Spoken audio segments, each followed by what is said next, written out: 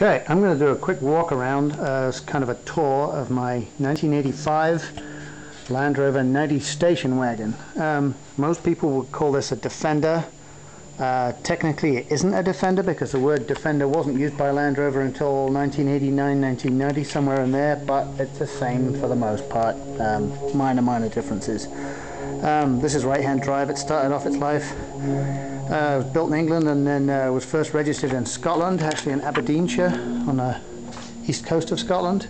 I'll do a quick look in here. It's got mostly original actually. I'll get to the bits that aren't, but it's got the carpet that's still original, center seat delete, which has got a kind of a box, cup holders, all that good stuff. It's a stick shift.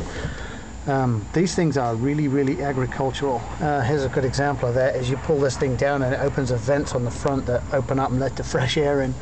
I just went through and pulled out the headliners and put a whole bunch of dynamite in there to make it a little quieter. I haven't driven it a whole bunch since I did that, but we will see how much of a difference that makes.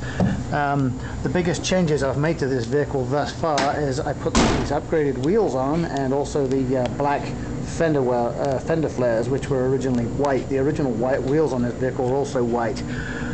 It also now has a Discovery 1 rear axle, which has disc brakes on it, whereas the old ones were drum brakes, and I'm not a big fan of them. Quick look from the back here. These vehicles can only be imported from the UK or anywhere else if they are over 25 years old, and so this one being an 85 clearly meets that.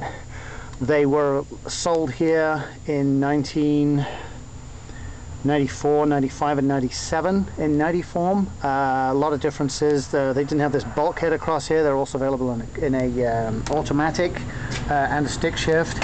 And also they had the 3.9 and later 4-litre V8 engine.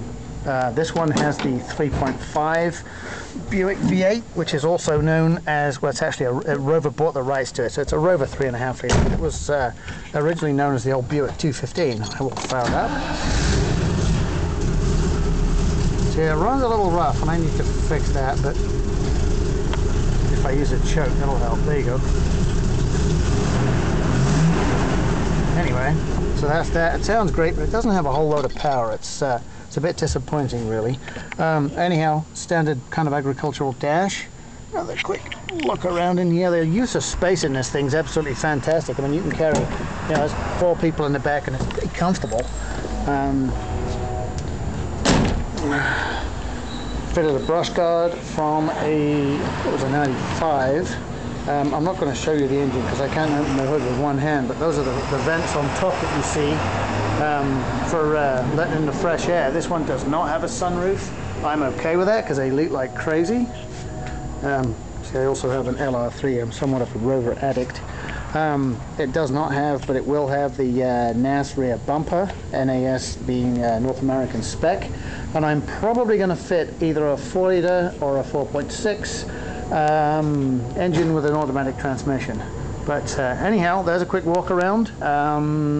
Great little vehicle. I love this thing, and there you go.